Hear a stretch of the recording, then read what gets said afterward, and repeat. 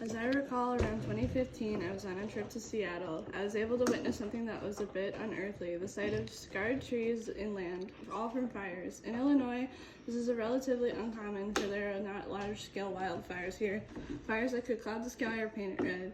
But driving through the area in the west and seeing these massive black scars across the land is something that has become very common.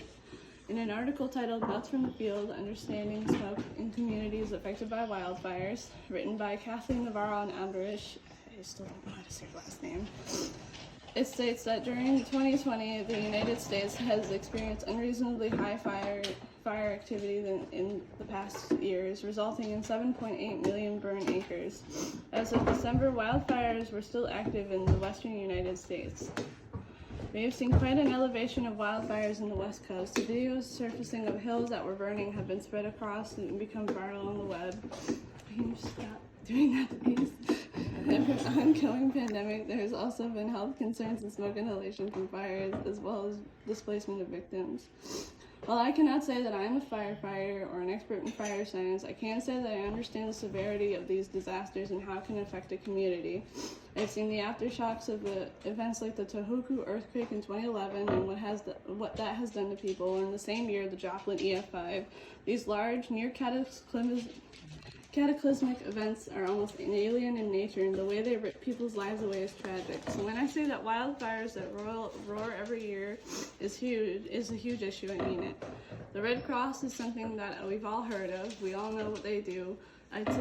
Today I wish to discuss how a donation to this organization can help someone who has been affected by these sorts of disasters, especially in this year's recent events.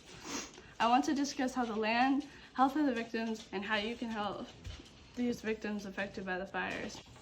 Let us discuss the primary focus, the actual wildfires. On the CAL FIRE website, the website that actively monitors wildfires, as of October 25th, 2021, nearly 8,239 wildfires have been reported, scarring nearly 2 million of the acres worth of land in California.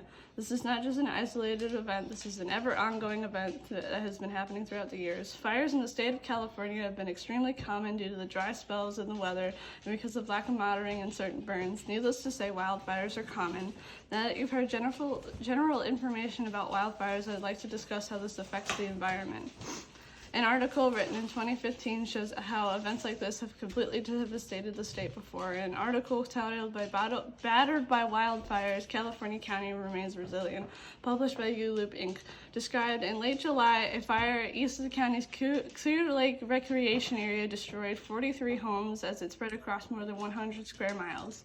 As firefighters drew close surrounding it, another fire erupted on August 9th, several miles from the community of Lower Lake. We have discussed that wildfires are in fact common in California, seeing that this trend, there's also a chance to rebuild, huge truckloads of support, physically and metaphorically. So what can you do, dear listener, to help with the current situation? So the Red Cross has a whole website dedicated to how you can support its victims. It's as simple as quite literally clicking a button. A mega corporation working to support those who've been affected by mega disasters and prevent further incidents. On their website, you can simply click the link and donate on the donate tab. There's a whole system that's dedicated to helping those who need a loving hand. But how does my donation help, you may be asking? On the website, there's a whole list of what your donation can go to. In the financial gift tab on the Red Cross website, there's a list of one of the ways your donation can help provide shelter. All it takes is a small community of people to support and build one another up. In this case, you taking some time to donate could help people across the state who could use the loving hand. The people in California are resilient, having dealt with this before and all. We have seen that smoke emissions from the fires have caused some major health issues. In the article Notes from the Field, it stated that these fire camp exposures contribute to higher overall cumulative smoke exposure, and along with other occupational risk factors such as fatigue and stress, could limit recovery that is much needed.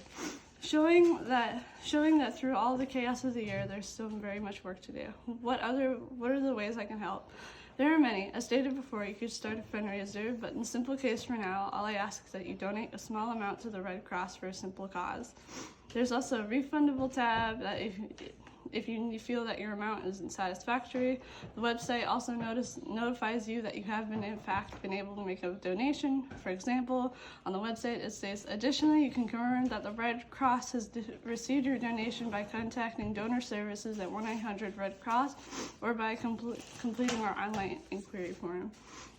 And stating how you can help, we're now seeing the various ways. Here's what happens. Seeing that there are various ways for a person in times past, and currently on the website there is 901,900 meals and snacks served to those that have been affected, feeding those who have lost the ability to take care of themselves, as well as those who are not able to access clean food or water. There's an essential piece of that is an essential piece, especially to those who have been displaced during the events. With those who are displaced, through donations, as well as supporting companies who have been able to provide 401,100 displaced persons in lodging spaces. In a case where wildfires are spread across acres of the state, it is common for people to be displaced, and through donations and support from volunteers, you can help them. Product donations are also a huge part of the Red Cross, bringing supplies like toothbrushes and what have yous, so your donation can go to that. With all that said, I hope you now have a better idea of what you can do to help those who have been affected by California wildfires. Now, when I think back to driving through Washington and that scarred patch of land, I think of how many ways there are to help those. And while we may not be able to stop the force of nature, like in the article Distribution of Lightning and Man Caused Fires of California by John E. Keeley, states that variation in area burn per year is more likely. So lightning caused fires, there's 200, man-caused fires they're significantly lower than lightning-caused fires. This is showing that nature can both be responsible and just as responsible for man. Dear listeners, I do not ask for much, but when I say that a small amount could support and save dozens, I do not kid. I think that if you have seen these terrible events, that you would at least take the time to consider donating for the Red Cross.